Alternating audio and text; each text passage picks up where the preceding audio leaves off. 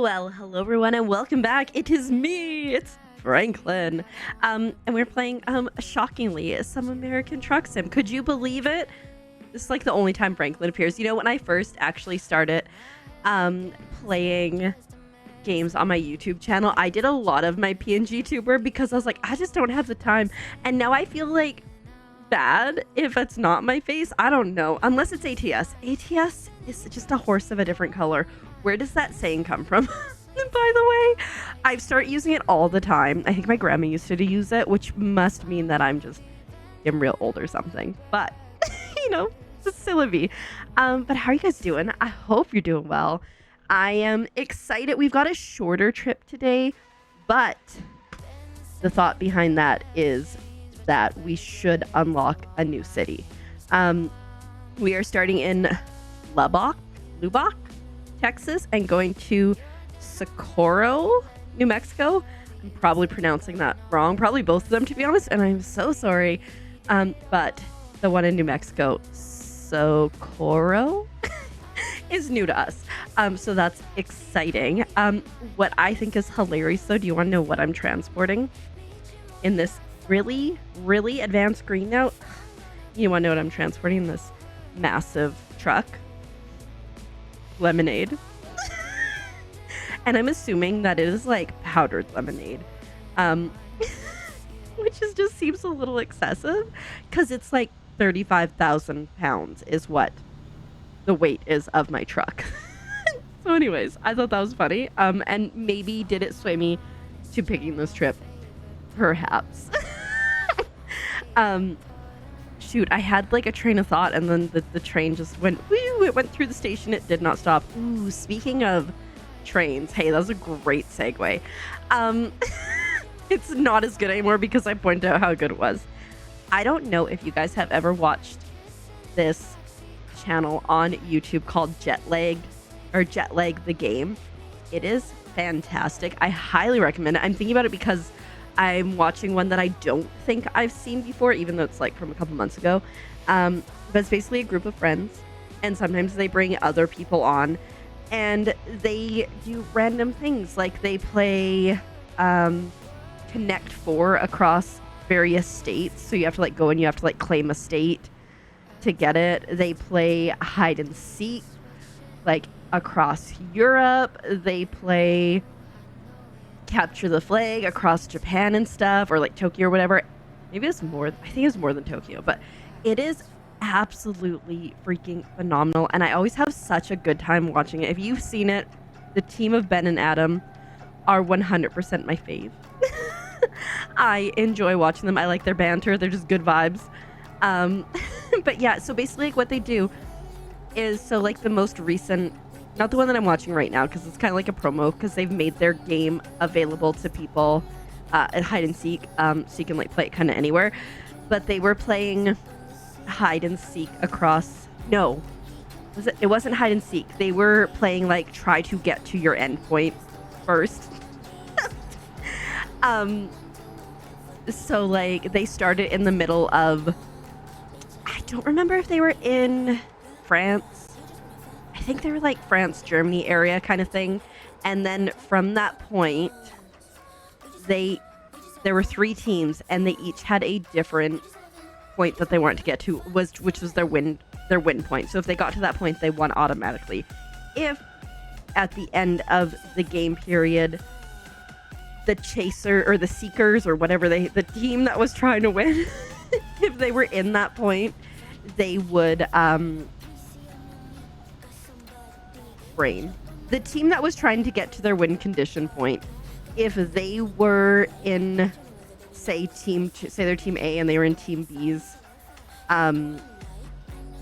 place. I wonder if I can turn here. I know it's a red light, but it is a one-way. We'll find out. Heck yeah. So if team A was in team B's section when the time ran out, team B would get the points because the chaser, the seekers, whatever the heck they were, that team was in their zone. So obviously you want to get into your own endpoint to win, but barring that, you want to make sure that the team that is like it, oh yeah, go up here, is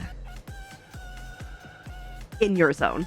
So it was really interesting. It was really neat. They did a 3-team, and what they did was for the first time ever, because they played this before with just 3 people instead of 3 teams. And like for the first time ever, somebody like got to their win point, which is insane. And so then they went for like a 2nd place.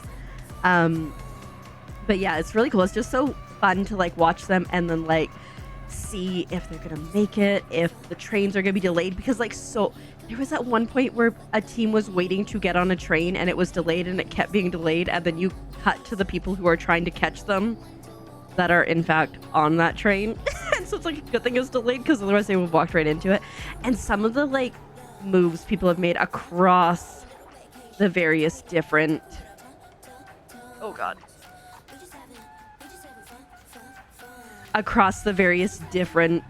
games to come out on top have just been absolutely insane. Like, they can travel by any means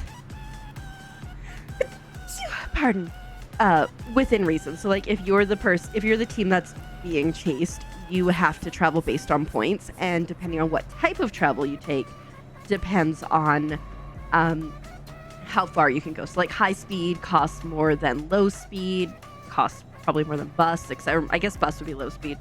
But the people who are trying to catch them don't have the same conditions, so they're like, maybe I can just take a plane across Europe. And obviously in Europe there's a lot of planes going places, so like it's just so much fun. I just highly recommend checking it out. It's one of my favorite YouTube channels to watch. Lately I haven't been watching a ton of YouTube. I kind of go through phases, and I'm sure other people are like this. Like, I'll go through a phase where I'm like, I just want to watch YouTube. It's all about YouTube. That's all I want to watch.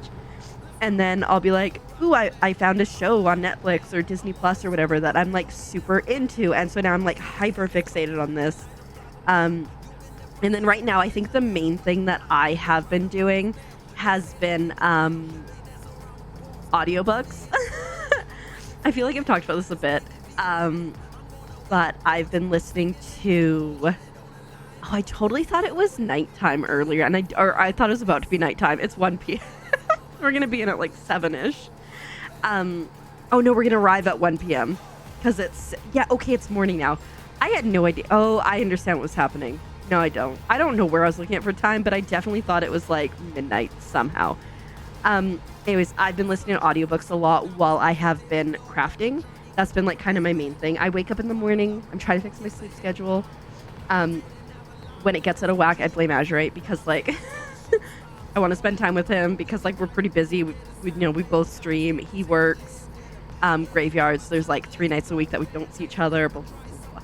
Anyways, I try to keep on track. So like I try to be in bed by like 3 I try to be in bed by 2 at the latest, and then I try to read for like an hour and then be asleep by 3. So then I wake up at 11. I get my 8 hours of sleep, which is fantastic. And then I've got a couple hours before we pick the littles up from school to do things. And so that thing lately has been crafting. I've been trying to master zippers. Zippers have always just kind of been a daunting thing to me. And I like saw a TikTok about, this is how you make this zippered pouch, and these are the dimensions you need. And like I tried it, and I pretty much nailed it the first time. I was like, heck yeah, I did it again, nailed again. I'm like, I can do this. And then suddenly like something went horribly wrong, and things weren't turning out right. They were looking weird. I'm like, what the freaking heck is going on? And so I did 4 pouches that were not turning out how the other ones were turning out, and I couldn't figure out what it was. And finally I realized that, oh god, don't flip. Finally I realized that the video said that my zipper, I'm gonna stay over here because that's a cop and I will get a ticket. I'll probably still get a ticket. No, I'm surprised it didn't. Okay. It said that my zipper should be 4 inches, and for some reason I was cutting like 4.5 inches and a little bit more, and so it made sense as to why the zipper wasn't fitting in it properly. So finally figured that out, but it did definitely take, there were 3 zipper pouches that like are usable, but they're ugly, so I'll probably just like give them to somebody and be like, here you go. They work, but they ain't the cutest. Oh shoot. if I if I went around that corner at full speed, we were not making it. But then like the final straw of me like going, what the heck is happening, was I sewed up my final one that I cut a couple days ago this morning, and the entire zipper came off. And I'm like, what the heck is happening? Because I'm like trying to do things like, how can I recreate what happened? And then I finally realized the zipper was too long. And that was the issue, and that's why everything looked dumb. So I sewed one with the proper zipper length tonight, and it wasn't as good as the first ones because I think those were a fluke, but it's way better than the other 4 that just went horribly wrong. So I'm back to feeling relatively confident about zippers again, and now I want to like, so I've just been making like little coin pouches. Is like legit just coin pouch. Is this light? Oh, this light is definitely red. Well, we're going over here. Yeah, I'm not. Oh, dang it. It was so close to not being a violation. But I now want to, like, now that I've got, like, coin pouches mostly down, I figured out my problem. I kind of want to make, like, a makeup bag. Like, I see all these, like, people sewing these boxy makeup bags. I think they'd be cool. I think I need to get, if I want to make them, like, really fluffy, like I've seen online, I need to get some, like, quilting stuff. Which is obviously a whole nother thing to work with, but like honestly, I've got the audacity. Like when it comes to crafts, especially if they are fabric or thread related, I'm kind of like, yeah, I can do that, especially with sewing. I'll be like, yeah, that's no problem. I'll figure it out. And you know what? I do. Had to learn how to do a French seam one time when I was making things. I don't know. It worked. I really like French seams. I think they look fantastic. But also on that note, speaking of the audacity, a friend of mine gifted me a serger, which, like, if you don't know what a serger is, it's like when you look at your clothes and like the inside is like overlocked, and so like it doesn't fray. It's like that, like a bunch of like threads together. I don't know the best way to go. If you're wearing like a t-shirt or something, look at it. You probably can see it. That's basically what a serger does. It makes sure that the edges don't fray, and you don't have to like extra effort for it. So I've wanted a serger for a while because I want to make clothes and stuff, and I know that it'll just be easier without having to... Is that construction? I'll just scooch this way. Oopsies. And I just know it'll go a lot easier without having to like zigzag stitch to make sure things don't fray. So she gave it to me. She's like, this is my second one that someone gave to me. I don't know if it works. It's been sitting in the garage for literal ages. And I don't have the pedal for it. I'm like, honestly, you know, free serger? I'll take that. Because, like, if you're looking to get a serger, you're starting at, I would say Canadian, probably like 300 to 350, maybe even more now. I don't know. But, like, I was looking at one down here in the States, and, like, the cheapest one was kind of like 250, 260, give or take. So I can convert to Canadian. But so I was like, okay, so I bought a pedal. I found a pedal for like 40 bucks Canadian, and then I just never had time to try it because like I do get overwhelmed and daunted by new things. Keep in mind, I did have a embroidery machine for like 4 years before I finally started using it like 2 weeks ago.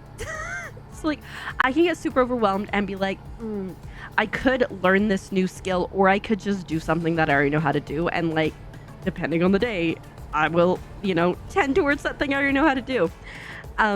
So that was kind of how it was with the serger.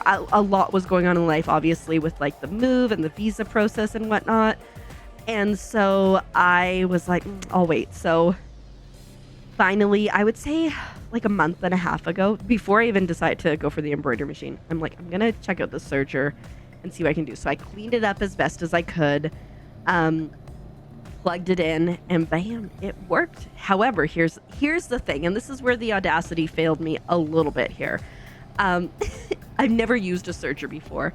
So when it came to troubleshooting, I was like, I don't know. Is that a cop? No, okay. I was like, I don't really know how to troubleshoot this, right? Is it a cop? Nah. And so I was like, okay, I tried everything I could, and I couldn't figure out the tension. It wasn't looking quite like how I thought it should look. And because my troubleshooting wasn't great, I didn't know how to troubleshoot effectively.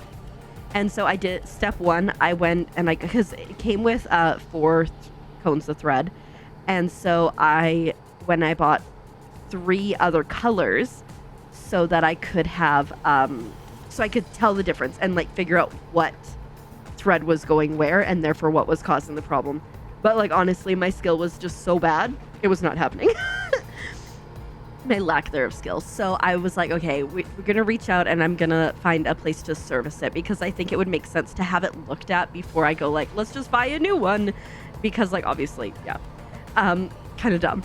So we went and they were absolutely lovely at this place. And the one lady, she's like, I'm not an expert with sergers, but you know, I can do my best. And she was like, this sounds good. Which was, you know, promising. I'm like, I thought it sounded okay, but again, like, not an expert. And so like I asked how much it would be to get it fixed, and or to get it serviced, and they said $190. And I was like, dang, that's real expensive. And so I was like, I don't know. And Azurite was like, well, you could just get this new one. And they're like, well, there is a trade-in. So like if you trade it in, then you can get all of this. And if you buy one with us, you get like 3 years of service. Oh shoot, it had to happen. Otherwise I was gonna go over 3 years of service for free, plus you get discounts on any of the notions of fabric in the store, because it was like a repair shop / like quilting shop. I think there were a couple that I found in the area and they were all kind of similar, but I went with this one because it had the best reviews that I saw online. And I was like, I don't know. I'm like, because I was like, I don't want to pay like $200 to get this one fixed and then have to turn around. And again, I saw one at like Walmart and on Amazon for like $250, but the cheapest ones they had here with like a trade-in were like $600 something, which obviously that's a better machine. Okay, like nothing against that, but I was like, you know. And then the lady was like, oh, well, if we can't service this and fix it, like if we can't do anything about it, we don't charge you. I was like, oh, yes, sign me up. Because like, here's the thing. Now it's a no commitment. If it doesn't work, that's fine, you know. And so they're like, it's about 2 weeks. We brought it in on Wednesday. The man called me on Monday morning and said, hey, yeah, I got it running beautifully. So obviously it was probably like a pretty easy thing to do, but it's all cleaned up now properly. It is threaded great. The tension is perfect. I took pictures of it, so like if that ever gets out of whack, I can do it. And now I need to find a project that I can surge something with. I made shorts like a couple weeks ago, but like I can't unmake those just to do them, so I have to find something. But like I'm really excited to now like be at that point where I have a serger that works. I do want to change the thread because the thread is in fact 4 different colors. But I feel confident that I can change that and not have an issue. So yeah, I'm pretty excited about that. And yeah, it was pricey, but like cheaper than buying a new machine. And so today, because we picked it up yesterday, so this morning I like went, because we were so busy yesterday. Plus it was like we were nonstop for hours. I used to volunteer on Wednesdays, and I'm not volunteering on Wednesdays anymore, and I'm so grateful for that. Because like I would finish volunteering at 3, and then I had to start getting ready for stream around like 4:30, because I was doing makeup, and then I cooked dinner, and then you know, and then I usually give myself like an hour to like focus on getting ready for stream, to make sure like there's any links that I need to like make commands for, and make sure, because like sometimes you're playing a game and it captures fine and then it's a butt. So anyway, so like it takes the time. Like I don't want to be rushed, I don't want to be panicked, but so when I was getting off at 3, then I had like an hour to do running around and stuff, and it was just like, it just got to be too much. And so now we have more time, and so we picked it up yesterday, but by the time we got home, because we did a lot of stuff, we went around, ran errands, this and that, and so then we got home, I threw it on my station, and I was like, all right, gotta do other things. So this morning when I woke up, I was like, all right, I see what they've done and it looks good. I'm gonna see what I can do. And ooh, that was real close there, bud. And so I like grabbed some scrap fabric and I sewed it. I'm like, yes, this does in fact look like it, like theirs looked, so it's right. And then I was like, well, I don't know what to do, because like I said, I don't have a project plan. I figured it was gonna be a couple weeks. I think I have fabric so I could like make some more shorts, but I'm like, do I really just want to make shorts to make shorts? So we'll see. I do also have some fabric that I bought like literal years ago for myself and for the littles to make us all dresses, not matching dresses, but all of us dresses. And I'm pretty sure I have the patterns at least for theirs. I think I just haven't printed them. So I have to print them. And like, if you sew, you know that like 90% of sewing is like printing out a pattern, taping the pattern together, cutting out the pattern in the right size. Then you get to cut the fabric and ironing. Oh my God, so much ironing. I don't love ironing in general, like especially when it comes to sewing projects. But I certainly have been doing my fair share of ironing lately because I know it makes things look better. And like maybe one day I'll get one of those like really cool cordless irons. But like right now I've got a pretty solid system. So I have like a bay window where my sewing stuff is set up. And then I have a little bookshelf beside it where I have more sewing stuff. And then I have like a whole other section with all my fabric. It's bad. It's great though, but it's bad. But like honestly, it's great because I don't have to buy any fabric. And I can still live my best life besides like some lining fabrics and stuff. Anyways, I digress.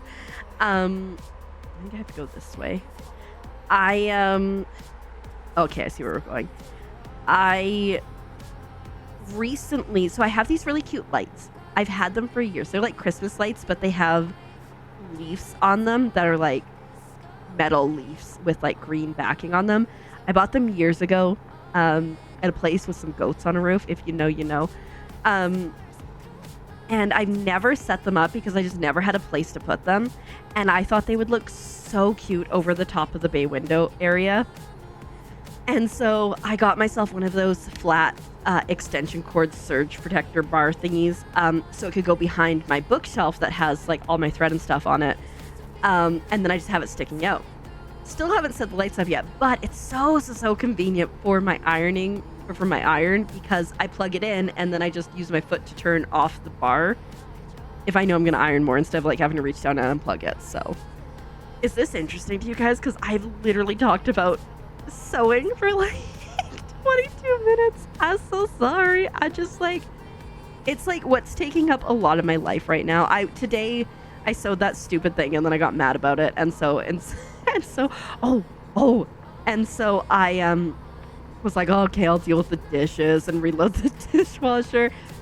And then I also made cookies. So we've got like some Betty Crocker, like just like an oatmeal chocolate chip, and we have like a chocolate chip cookie thing where you just like add like butter and egg to it. But I want to try adding protein powder to them because like I don't eat sweets, so I don't eat cookies, but Azurite does enjoy them from here and there, and you know he's trying to add protein to his diet and stuff too.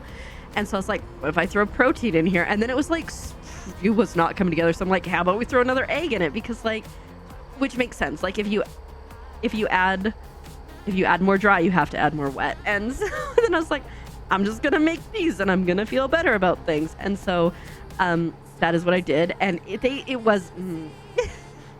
they're delicious apparently. Because like the protein powder I added to was vanilla protein powder. So like, you know, a little extra something. But they were such a pain to get off the trays. I have not non-stick. I have like shiny aluminum pans. And I've made these cookies on there before and I've had no issue. Like they're a little bit stuck, but like overall they're pretty good for coming off. Today they just said no. They also spread out a little bit more and I'm like, that's the egg. And they just did not want to come off. I was like fighting for my life. Azurite woke up and he was like, hey, we have to go get the littles. Like, why don't you go get ready and I will finish fighting these cookies. And he got them off and I really appreciate it. But they ain't pretty, but he said they were good, and I guess that's what matters. So I might actually look into like some actual oh, we got it. Heck yeah. Ooh, we're at 9 out of 10 on this one too. Let's go New Mexico. I might look up like an actual, are we on the left or right? Oh, we're on the side. I might look up an actual like protein cookie recipe or something, just because like, you know, I know he's got a sweet tooth, and so like it sucks when you're like trying to be healthy and it's like, well, I can eat healthy, but if I want to have treats, I can't, like I don't have the same blah blah. So yeah, and I like baking. Oh shoot. press the other one. It's fine. I like baking, and because I don't eat sweets, it's nice to have someone who does, in fact, want to eat them. All right, that was really solid. We shockingly did not crash at all, which it should have happened multiple times. I should have probably flipped a few times, but you know what? We will take it. It's a win. And there was an urgent delivery bonus, which is fantastic. If you like content like this and like to hear me talking about random things, I do blabber on ATS days, which are Mondays, always something random, and we always have a good time. So thanks for watching. I will see you soon. Subscribe. There's other stuff than ATS, and I don't know what I've done with this ending. It's a mess. Eat cookies. Bye.